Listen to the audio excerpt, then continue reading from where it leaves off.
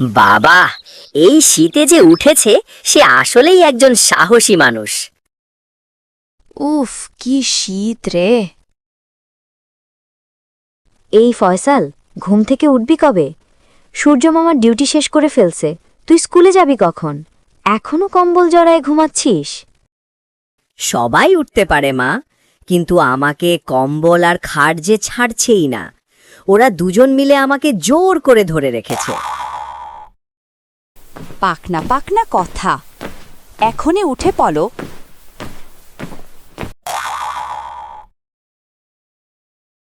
উফ, কি ঠান্ডা! এই ঠান্ডায় বাইরে আসা এখন সত্যিই কঠিন।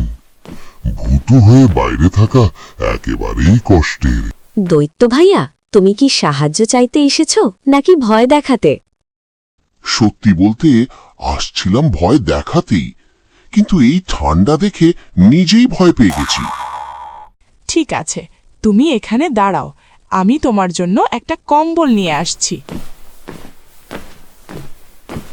এই নাও, কম্বলটা গায়ে দাও, তোমার আরাম লাগবে। আমি আসছিলাম তোমাদের ভয় দেখাতে, আর তুমি আমায় সাহায্য করলে। সত্যি মানুষ নামের প্রাণীরা অনেক ভালো হয়। ঠিক আছে, এবার তুমি চলে যাও।